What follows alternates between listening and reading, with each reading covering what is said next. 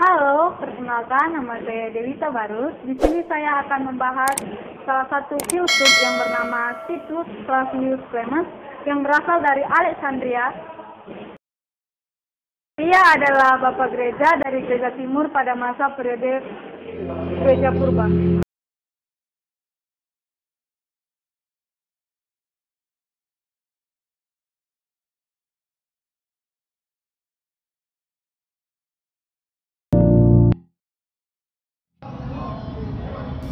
Titus Flavius Clemens, kelahiran 150 Masehi di Athena, Yunani, meninggal 215 di Yerusalem.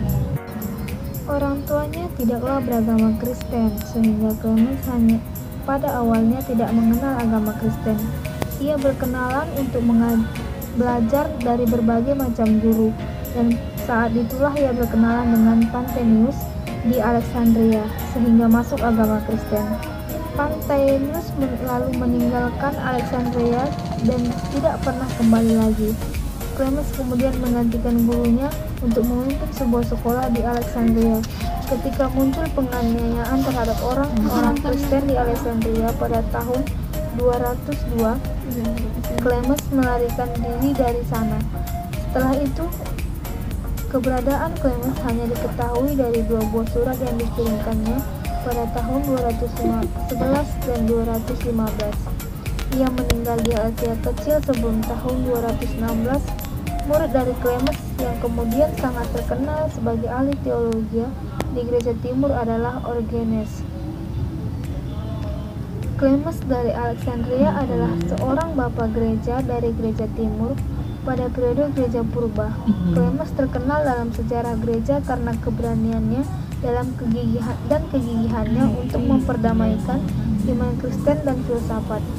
Ia senang memakai konsep-konsep filsafat Yunani dalam pemikiran teologinya, tetapi menolak banyak pandangan gnostisme yang tidak disetujuinya.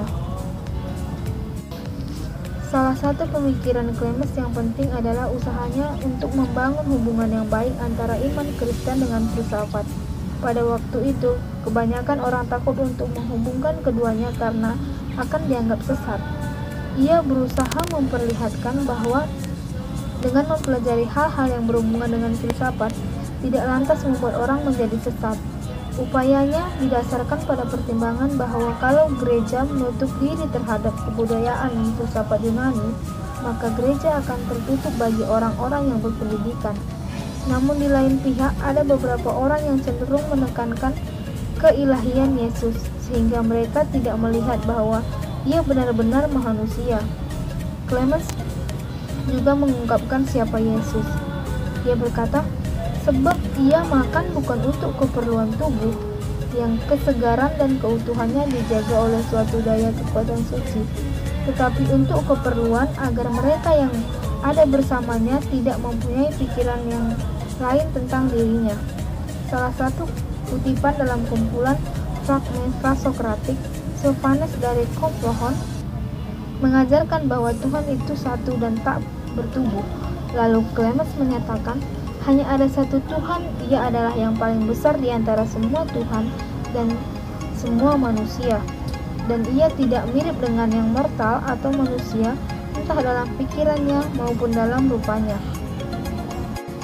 Menurut Clemens, filsafat pada dirinya memang dapat memimpin orang kepada pengetahuan tentang Allah, sebab filsafat dapat memimpin kepada pengetahuan bahwa Allah adalah segala sesuatu.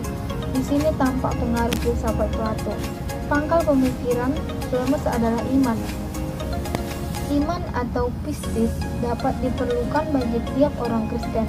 Akan tetapi di samping iman masih ada hal yang lebih tinggi, yaitu pengetahuan atau gnosis. Jikalau iman berlaku bagi tiap orang Kristen, maka pengetahuan atau gnosis perlu bagi orang Kristen yang dapat berpikir secara lebih mendalam. Pengetahuan atau gnosis ini bukan meniadakan iman, tetapi menerangi iman.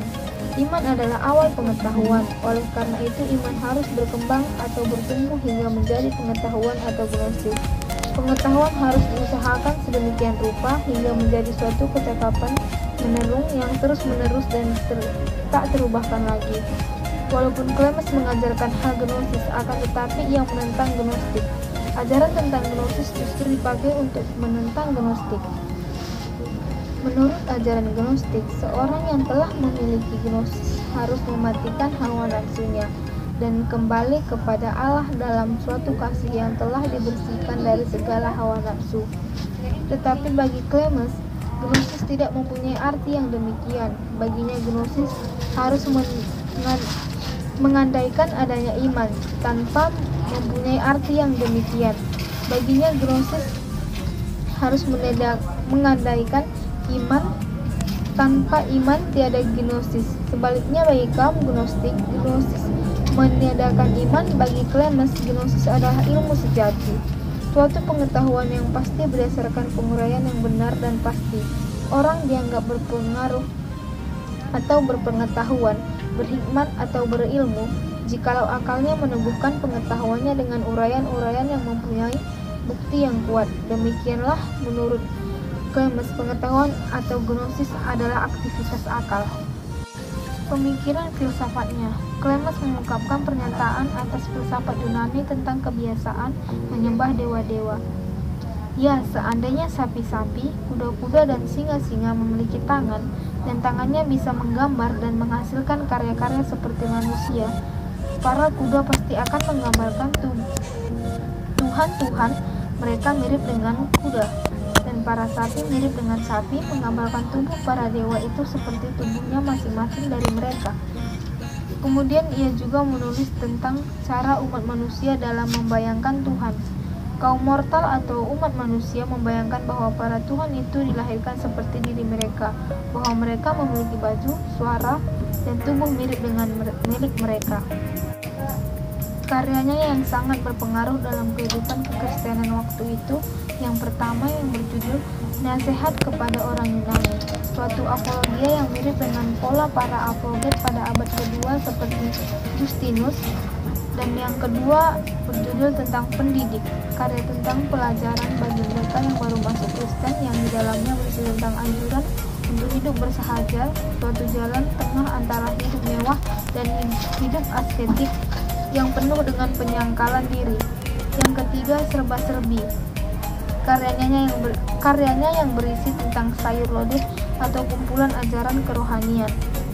Dalam karyanya yang terakhir ini, Clemens mencoba memperkenalkan bentuk baru dari evolusi iman. Berbeda dengan Tertullianus yang menganggap iman adalah satu-satunya yang diperlukan,